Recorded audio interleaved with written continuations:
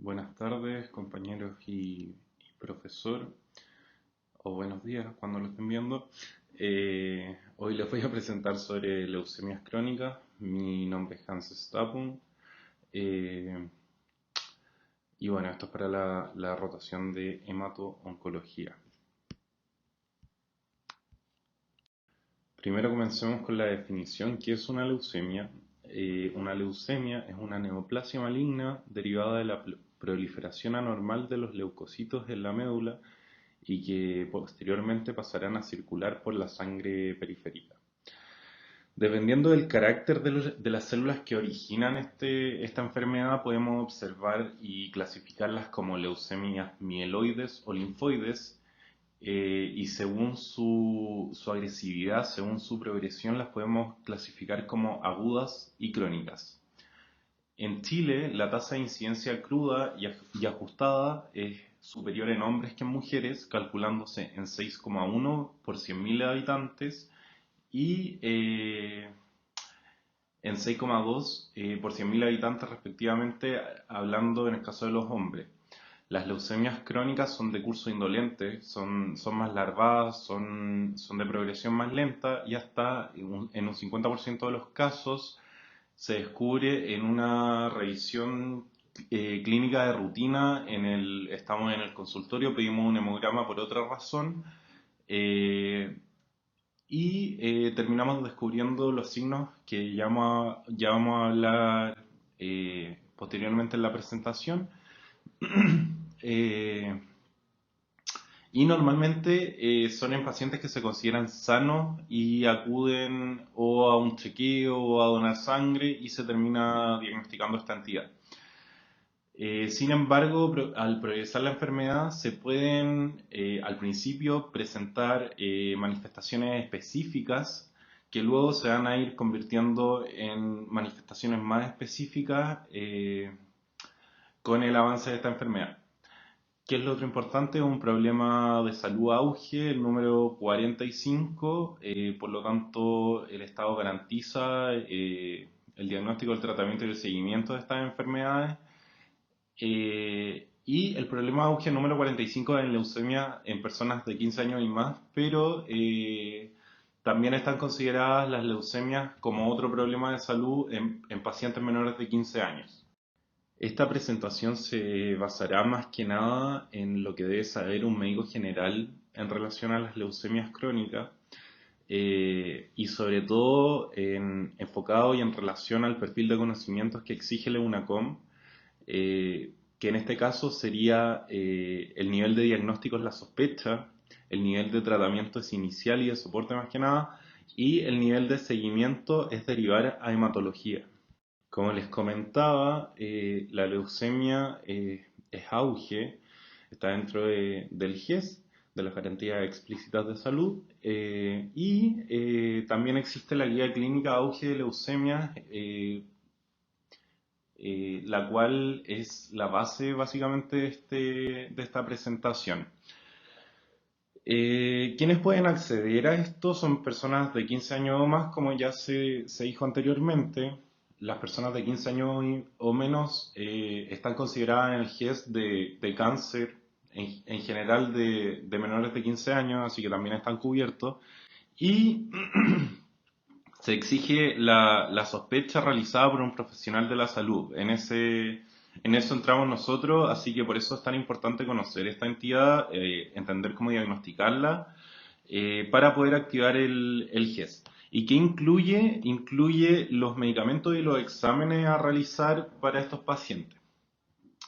Vamos a hablar también un poquito de los plazos a cumplir en la siguiente diapositiva, así que tranquilidad. Bueno, como les comentaba, ambas leucemias, tanto las agudas como las crónicas, son parte del GES, y estos son los plazos a cumplir. La leucemia crónica, el diagnóstico es desde la sospecha en 60 días, el tratamiento es la quimioterapia desde la indicación médica, son 10 horas, y el primer control con médico especialista desde la indicación médica son 30 días. En general, las leucemias crónicas, al ser un cuadro bastante más larvado, de progresión más lenta, tienen tienen plazos más extensos en relación a sus homólogos, las leucemias agudas, que, bueno, el diagnóstico se hace en 60 días con las crónicas, pero con 21 días en las agudas, y el primer control de las agudas también es a la mitad de las leucemias crónicas en 14 días. Definimos ya el concepto de leucemia en general. Ahora vamos a lo específico y al foco de esta presentación, que son las leucemias crónicas, que lo que son neoplasias malignas de la línea mieloide o linfoide, que se caracterizan por tener una evolución indolente cuando se comparan con sus contrapartes agudas, como ya lo había mencionado. Su clasificación, al igual que las agudas, pueden ser mieloides o linfoides. Bueno, comenzamos con la leucemia mieloide crónica, que es el síndrome mieloproliferativo crónico más frecuente y representa alrededor del 15 al 20% del total de las leucemias. Como es en general en las leucemias, hay un predominio en los varones y su diagnóstico tiende a ser realizado entre la cuarta y quinta década. En general son pacientes más añosos, sobre todo si los comparamos con las leucemias crónicas, o sea, con las leucemias agudas, disculpen. Y que fue importante para la historia de la medicina, que fue la primera patología neoplásica que se asoció con una alteración citogenética, en este caso el famosísimo cromosoma Filadelfia, que está presente en el 95% de las leucemias mieloides crónicas y se debe a una traslocación entre el cromosoma 9 y el 22. Ya vamos a hablar un poquito más de eso, y también tiene una importancia y una relevancia clínica, ya que también determina diagnóstico de leucemia mieloide crónica la presencia de este cromosoma. Epidemiología, como ya mencioné, es el síndrome mieloproliferativo crónico más frecuente, del 15 al 20% de las leucemias. Su incidencia es de 1.5 cada 100.000 habitantes, y su predominio es en varones. Como ya dije, entre cuarta, quinta y sexta década son pacientes más añosos. Como ya comenté anteriormente, en relación a la etiopatogenia de esta enfermedad, fue la primera que se relacionó a un nivel citogenético con un cromosoma, en este caso el cromosoma Filadelfia, que es muy importante para el diagnóstico, como estaba comentando, porque está presente en la gran mayoría de estas leucemias, alrededor del 95%, y se debe a la translocación entre el cromosoma 9 y 22 a nivel citogenético. ¿En qué afecta esto? Al gen de fusión BCR-ABL, que da origen a una proteína con actividad tirosinquinasa que genera señales no reguladas de proliferación celular e inhibición de la apoptosis, que genera al final el cuadro de mieloproliferación del que estamos hablando. Hay otros genes involucrados pero con menos peso, como el CSF3R y el ZBP1. Esta imagen que está acá es el cromosoma Filadelfia, tal como se muestra durante la metafase mediante la técnica de inmunofluorescencia. Encontré interesante esta esquemita porque muestra un frotis de sangre normal, donde vemos una relación sana entre glóbulos rojos, plaquetas, y las distintas líneas celulares de los glóbulos blancos. En cambio, en una leucemia, cual sea en verdad, lo que vamos a ver es una disminución de los glóbulos blancos y las plaquetas, favoreciendo la aparición y la proliferación de las líneas blancas. Y estos linfocitos también van a tener sus anormalidades, las cuales vamos a comentar más adelante. En cuanto a los factores de riesgo, no son muy claros. En general no se ha observado mucha relación en los estudios con gemelos monocigóticos, grupos étnicos o de situación económica en específico. Sí hay un aumento de la incidencia en supervivientes de desastres naturales, que se vio luego de las bombas atómicas de Hiroshima y Nagasaki, y el desastre nuclear de Chernobyl. En los radiólogos y en pacientes tratados con radiación a la columna también se ve un aumento de la incidencia, y con la exposición a benceno. En relación a la clínica de esta enfermedad, los signos y síntomas que se presentan comúnmente son bastante inespecíficos, si no inexistentes, sobre todo en las primeras fases de esta enfermedad. Eh, Signos inespecíficos como la fatiga, que es el síntoma más común, la astenia, anorexia, pérdida de peso, dolor abdominal y o saciedad precoz, y esplenomegalia y dolor óseo, que pueden llegar a ser un poquito más indicativas, pero siguen siendo bastante inespecíficas. Al diagnóstico, la gran mayoría o al menos la mitad, no manifiesta sintomatología alguna de importancia que nos pueda orientar a a la enfermedad, sino que se realiza el diagnóstico de una forma accidental, pidiendo un hemograma normalmente por otra razón, o tratando de buscarle una causa también a esta fatiga, esta astenia, pensando en quizás una anemia, por ejemplo, debido a que son pacientes, como ya hablamos, más añosos, en los cuales uno va a buscar esas patologías. Esta enfermedad cursa con tres fases que se pueden distinguir. Una fase crónica, en la cual se genera el diagnóstico normalmente, 95%, que se presenta con síntomas de hipermetabolismo, la astenia, la anorexia, la baja de peso, que ya hablamos que son síntomas inespecíficos, la esplenomegalia por infiltración y síntomas asociados como el dolor abdominal y la saciedad precoz, o dolor también en el hipocondrio izquierdo, pero en esta fase siguen siendo bastante asintomáticos. Y al hemograma vamos a encontrar leucocitosis probablemente, ya vamos a hablar más de eso también. Luego se puede distinguir una fase de aceleración que se agrava los síntomas y se genera aún más esplenomegalia debido a la leucocitosis, y se elevan el número de blastos alrededor del 20%. Y finalmente tenemos una fase blástica que se llama, que ya son muy sintomáticos. Tenemos una cantidad de blastos importante de la sangre periférica, sobre el 30%, y la sobrevida acá es bastante bajita, alrededor de hablando de meses, 2 a 4 meses generalmente. Aquí vemos los criterios propuestos en la literatura para la clasificación de cada fase de la leucemia amiloide crónica.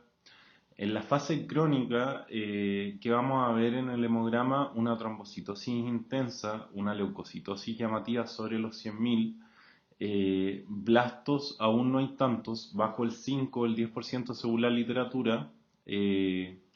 Vamos a ver una granulocitosis sin hiato leucémico, o sea, vamos a tener todas las etapas de maduración de los leucocitos, a diferencia de sobre todo las leucemias agudas.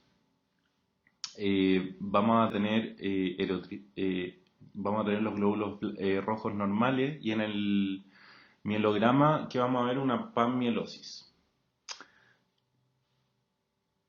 Después, en la fase acelerada, vamos a tener la presencia de uno o más de los siguientes síntomas, acá ya hay una clasificación más clínica: la presencia de fiebre y o diaforesis sobre un mes de evolución, los dolores óseos, la esplenomegalia, una leucocitosis progresiva y resistente a tratamiento, y va a haber un aumento de los blastos, pero bajo el 20% aún.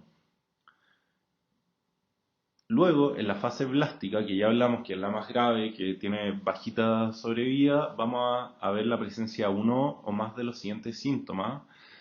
Vamos a tener blasto en en la sangre periférica de 10 a 20%, vasofilia en la sangre periférica mayor al 20%, trombocitopenia o trombocitosis, se puede dar ambas, hepatomegalia, leucocitosis resistente a terapia, y nuevamente vamos a ver la evolución clonal.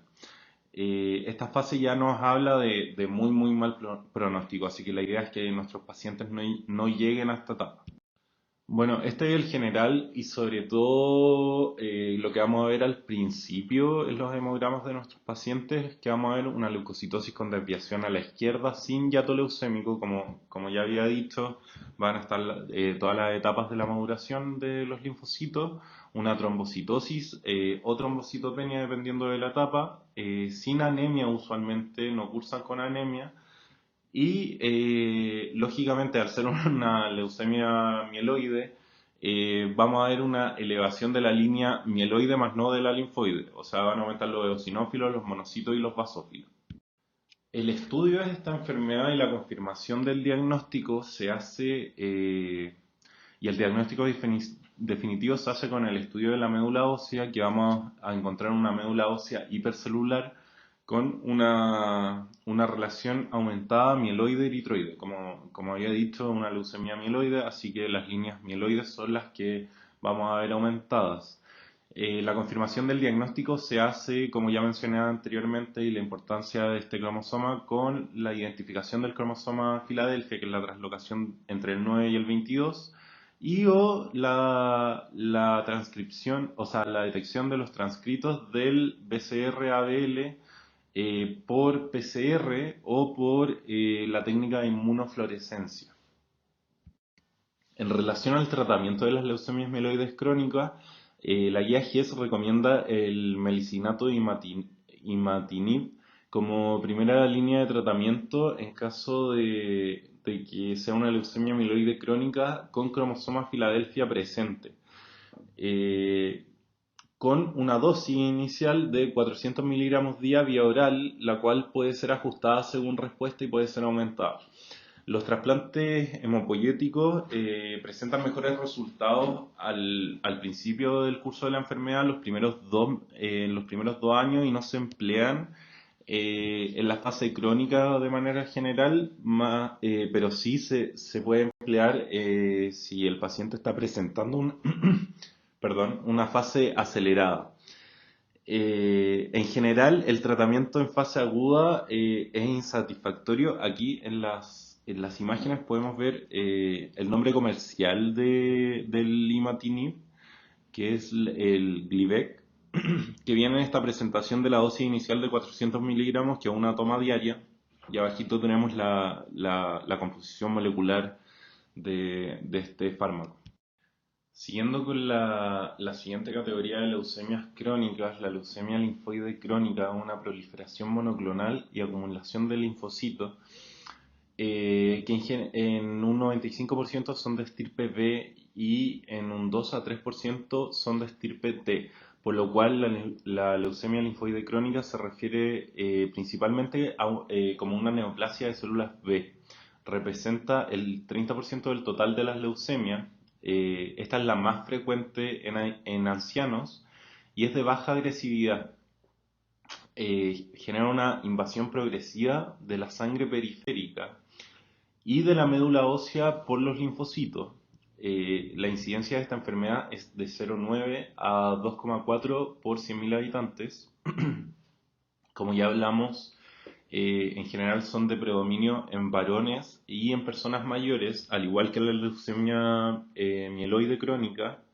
La causa y la etiopatogenia se desconoce aún y no tiene gran relación con las radiaciones ionizantes, a diferencia de la gran mayoría de las neoplasias hematológicas.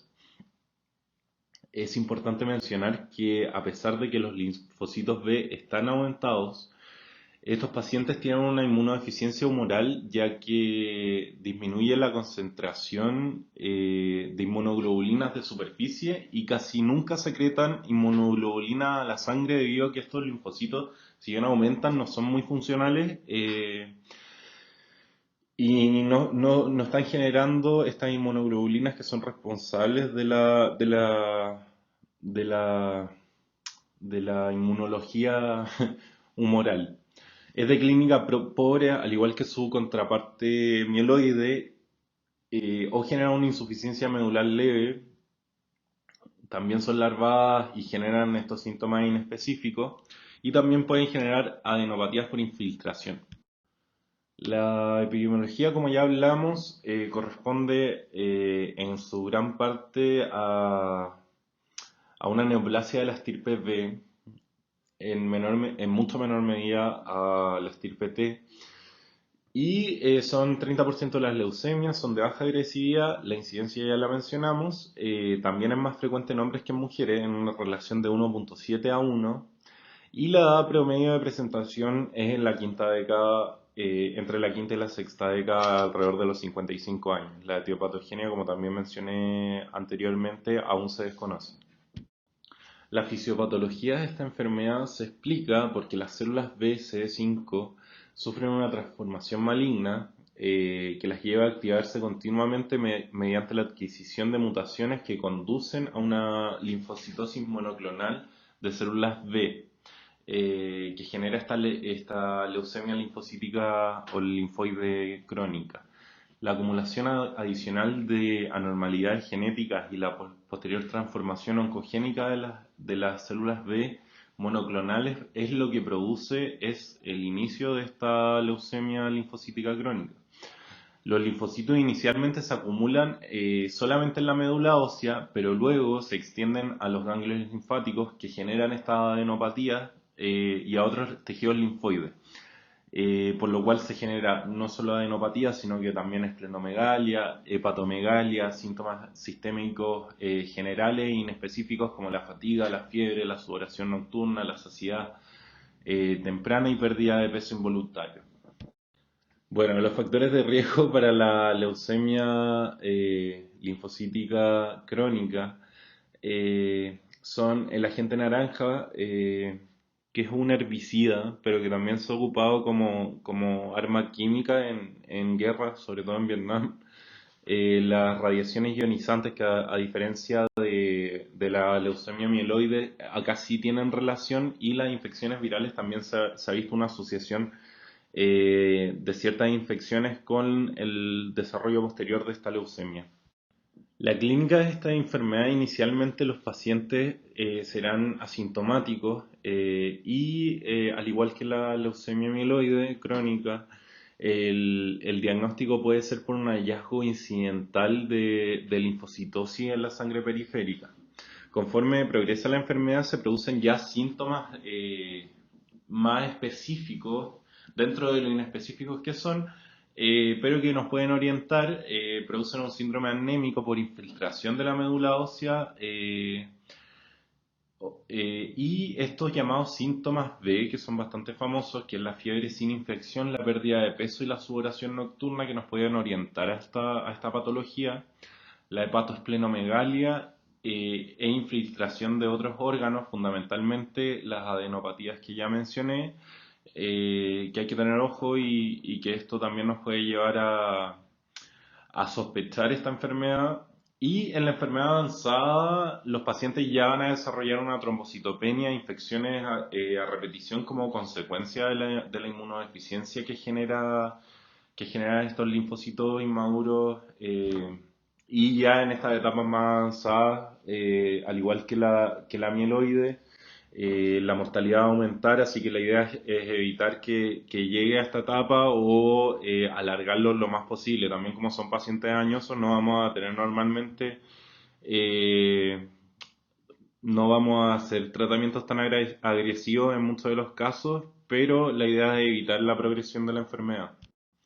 Que vamos a ver en el hemograma de estos pacientes, hay que recordar que más de la mitad de los pacientes se va a hacer el diagnóstico estando asintomáticos, por lo cual, ante un hallazgo de linfocitosis sanguínea en sangre periférica, hay que pensar en leucemia linfocítica crónica, sobre todo si son pacientes del perfil que son hombres mayores de 50 años, etcétera. El laboratorio va a requerir para el diagnóstico que haya una linfocitosis persistente superior a 15.000 y que no tenga causa aparente. También en el hemograma podemos encontrar, pero no siempre, que haya una anemia, que haya una disminución de los glóbulos rojos y trombocitopenia. Y en general se va a presentar sin blastos, pero puede haber la presencia de linfocitos atípicos. Como les comentaba, lo que vamos a encontrar en el hemograma va a ser una linfocitosis absoluta en sangre periférica con recuerdos linfocitarios mayores a 15.000. o sea, 15.000 o mayores, sin una causa infecciosa aparente, con linfocitos morfológicamente maduros, y esta debe ser mantenida por al menos 4 semanas. Que vamos a ver en la médula ósea va a ser una médula ósea normocelular o hipercelular con al menos 30% de linfocitos. Y el inmunofenotipo de las células B monoclonales expresados por su mayoría de la población de linfocitos en sangre periférica estarán con niveles bajos de inmunoglobulinas de superficie y que expresan el CD5, que es un marcador de células T que se expresa de forma aberrante, o sea, que no debería estar en las células B, pero que están presentes en las células B en la leucemia linfocítica crónica. ¿Qué va a generar esto? Lo que hablamos de estos trastornos inmunitarios humorales que pueden causar estas infecciones a repetición y que son súper peligrosas, sobre todo en pacientes ya más viejos que tienen una inmunidad en general y una reserva biológica menor. Hablando un poquito de la genética de esta enfermedad, mediante un estudio por inmunofluorescencia se ha descrito que en el 80% de estas leucemias vamos a encontrar aberraciones genéticas, las cuales las más frecuentes son la lesión del brazo largo del cromosoma 13. Alrededor del 55% de estas leucemias, y que es un indicador de buen pronóstico. También su contraparte vendría a ser la lesión del brazo largo del cromosoma 11, que indica un mal pronóstico. Y por último tenemos la lesión del brazo pequeño del cromosoma 17, donde se localiza el gen P53 que predice la refractariedad a los regímenes de poliquimioterapia estándar para esta enfermedad, así que también va a ser súper importante la hibridación in situ con fluorescencia para el pronóstico de estos pacientes, que lógicamente el médico general no va a hacer, pero es importante que sepamos y entendamos estas características que puede tener esta leucemia. Tenemos también otras características de nuestros pacientes que nos van a poder ayudar a hacer el pronóstico, a conocer el pronóstico del curso de esta enfermedad.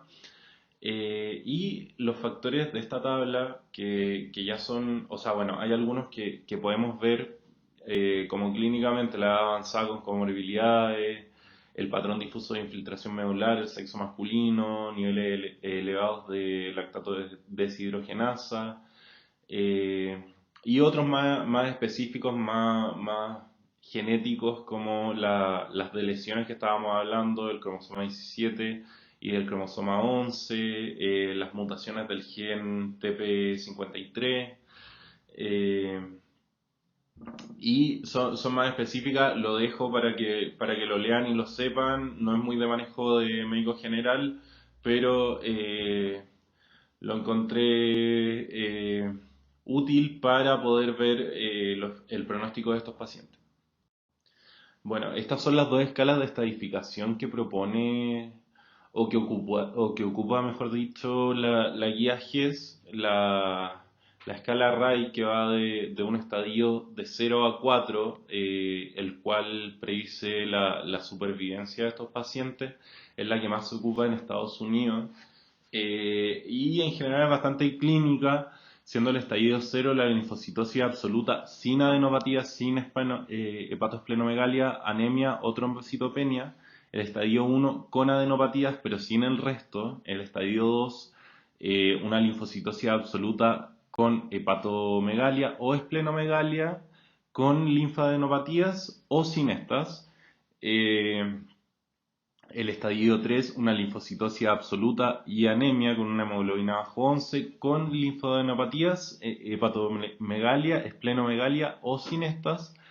Y ya el estadio final, el estadio 4, que es una linfocitosis absoluta y trombocitopenia bajo 100.000, con linfadenopatías, hepatomegalia, esplenomegalia, anemia o sin estas. Esto va a predecir la supervivencia teniendo el estadio 0 mayor a 10 años, el 1 mayor a 8 años, el 2 de igual manera mayor a 8 años, el 3 6.5 años y el 4 también.